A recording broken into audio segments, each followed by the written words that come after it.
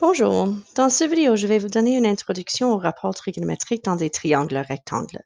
Mais pour commencer, je voulais vous donner une convention qu'on utilise pour nommer les angles et les côtés. Alors, disons qu'on a un triangle rectangle ici. La convention, et c'est une convention pour des triangles rectangles et pour tous les autres triangles, que si j'utilise des lettres majuscules pour représenter les coins, les sommets, et donc, pour illustrer, pour représenter les angles dans le triangle, sur l'angle A, l'angle B, l'angle C, dans ce cas, l'angle C étant l'angle de 90 degrés, on va utiliser des lettres minuscules pour représenter les côtés opposés à ces angles. Alors, par exemple, ce côté à droite est le côté opposé à l'angle A. Alors, je vais le nommer côté A. Le côté horizontal à la base, c'est opposé à l'angle B, alors on va le nommer côté B avec une petite b. Et puis l'hypoténuse, dans ce cas, étant opposée à l'angle C, va être nommé C, petit c.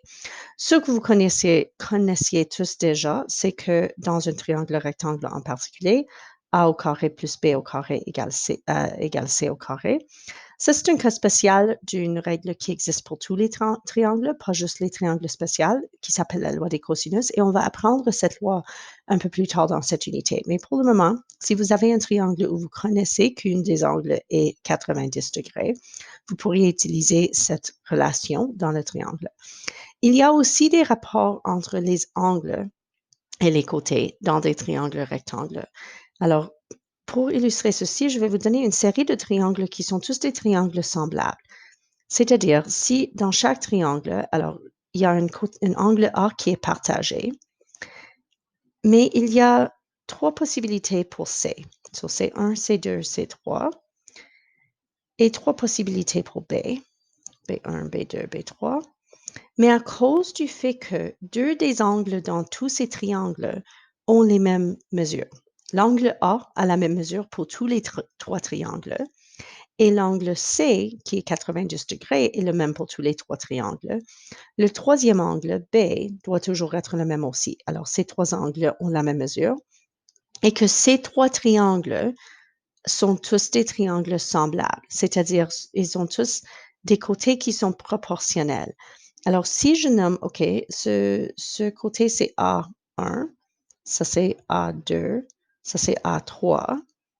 La longueur de chacun de ces côtés va être différente, malgré le fait que l'angle opposé est la même, mais que ça serait proportionnel. Alors, disons que cette hypoténuse, c'est C1, l'hypoténuse un peu plus grande, c'est C2, et la plus grande hypoténuse, C3.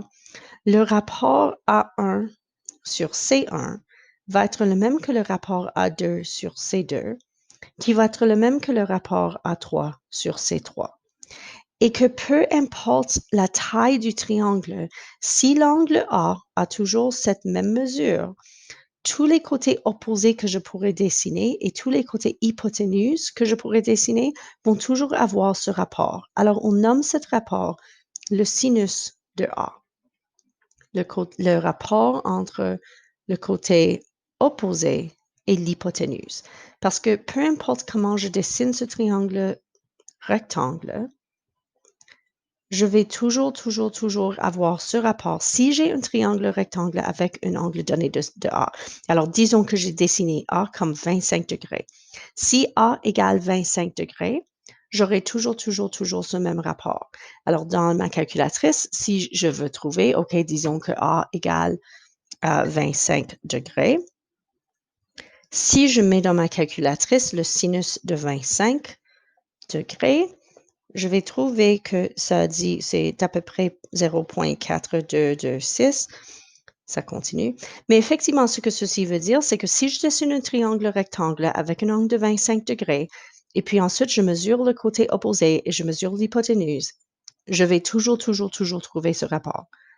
C'est la même chose pour le côté adjacent, c'est-à-dire le côté B1, B2, B3. So, si ça c'est B1, ou ça c'est B2, ou évidemment le plus grand c'est B3, que le rapport entre B1 et C1 va être le même que le rapport entre B2 et C2, et le rapport entre B3 et C3 va toujours être la même valeur. Et on nomme ceci le cosinus de A.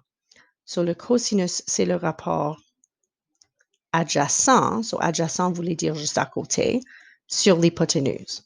So, le côté adjacent à A, pas le côté opposé à A, divisé par l'hypoténuse, va toujours être la même valeur. Et il y a un troisième rapport, c'est que si je veux faire A1 sur B1, sur le côté opposé sur le côté adjacent, A2 sur B2, A3 sur B3, ceci étant toujours le même rapport, ceci s'appelle la tangente de A et c'est le rapport opposé sur adjacent. Et ce rapport va toujours être le même. So, si on dessine tous un triangle avec le même angle A, so je dessine un triangle rectangle avec un angle A de 40 degrés, par exemple, et toi, tu dessines un autre triangle rectangle avec un angle A de 40 degrés, nos triangles peuvent avoir des tailles différentes, mais si on mesure les côtés où on trouve les rapports vont toujours être les mêmes. Je vais mettre un commentaire sur la tangente. La tangente de A dans ce cas représente la pente de l'hypoténuse. Parce que la pente, c'est la distance verticale, dans ce cas A c'est la distance verticale, divisée par la distance horizontale, qui est B. Alors, la pente de l'hypoténuse, c'est la tangente de cet angle. On va revisiter ce concept un peu plus tard. Vous allez parfois entendre parler du mnémonique, c'est-à-dire c'est une aide-mémoire qui dit SOHCAHTOA. Essentiellement, ce que ceci est en train de vous aider, c'est de rappeler quel rapport trigonométrique, sinus, cosinus ou tangente, utilise quel côté du triangle.